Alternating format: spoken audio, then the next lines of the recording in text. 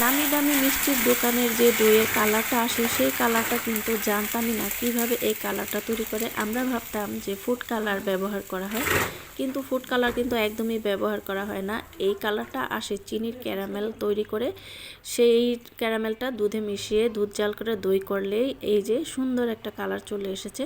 তো রাতের বেলা এই জন্য কালারটা সুন্দর দেখাচ্ছে না। তো আমি এখানে চিনির ক্যারামেল তৈরি করার জন্য অনেক আগেই কিছু চিনি দিয়ে দিয়েছি। দইয়ের দুধে যেই পরিমাণ চিনিটা লাগবে পুরোটা কিন্তু ক্যারামেল করা যাবে না, পরিমাণে অল্প একটু ক্যারামেল করতে হবে যেন কালারটা সুন্দর হয় আর একটা সুন্দর ঘ্রাণও কিন্তু হয় ক্যারামেলের। পুরো চিনিটা ক্যারামেল করতে গেলে দই কিন্তু তিতা হয়ে যায়।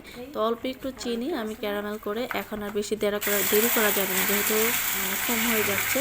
আমি দুধটা ঢেলে দিলাম। এখন দুধটাকে ঢেলে দিয়ে নেড়ে চেড়ে এই দুধটাকে জাল করতে করতে আমি যা দিয়েছি তার অর্ধেক করে নিব। তো চিনির ক্যারামেলটা কিন্তু পানি পেয়ে বা ঠান্ডা দুধ পেয়ে একেবারে জমাট বেঁধে গিয়েছিল, সেটা আবার দুধ যখন গরম হয়েছে গলে গিয়েছে। তো এই দুধটা আমি অনবরত সামনে দাঁড়িয়ে নেড়ে চেড়ে দই পাতার জন্য দুধ যেভাবে জাল করে ঘন করতে হয় ঠিক সেইভাবে জাল করে ঘন করে নিব। আর দই পাতা কিন্তু একদমই ব্যাপার না, সবাই কিন্তু কম বেশি আমরা দই পাততে পারি, কিন্তু এই যে সুন্দর একটা কালার এসেছে এটা কিন্তু কোনো ফুড কালার ব্যবহার করে না, নামি দামি মিষ্টির দোকানে চিনির ক্যারামেল করেই তৈরি করে। তো আমি কিন্তু দইয়ের পাতিলে অলরেডি দই পেতে রেখেছিলাম গত রাতে। তো এখন হচ্ছে পরদিন সকালবেলা উঠে দেখি খুব সুন্দরভাবে দইগুলো জমে গেছে, কালারটা কিন্তু অনেক বেশি সুন্দর হয়েছে। আমি একেবারে বারান্দায় চলে আসছি, এখন খুবই সকালবেলা। তো সকালবেলা উঠেই আমি দইয়ের কাছে চলে এসেছি জমাট বাঁধলো কিনা। তো খুব সুন্দরভাবে দইটা কিন্তু সেট হয়েছে। তো সকাল সকাল দইটা একটু কাটছি কারণ একটু বের হব, দই খেয়ে বের হব। আর খালি পেটে দই খেলে তো আমার একটুখানি ঘ্যাস ঘ্যাস লাগে, সেই জন্য আমি মুড়ি দিয়ে দই খেতে পছন্দ করি।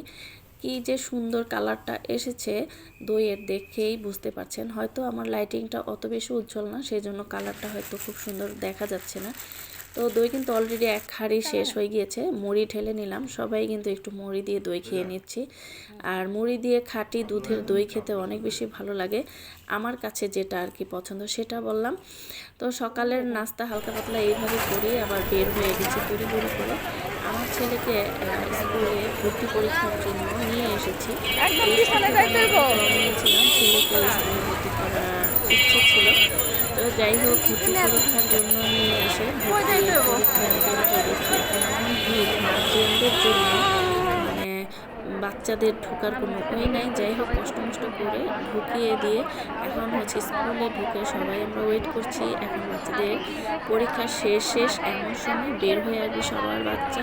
তো সবাই কিন্তু অধীর আগ্রহে দাঁড়িয়ে আছে। তো এই ছিল আমার আজকের ভিডিও।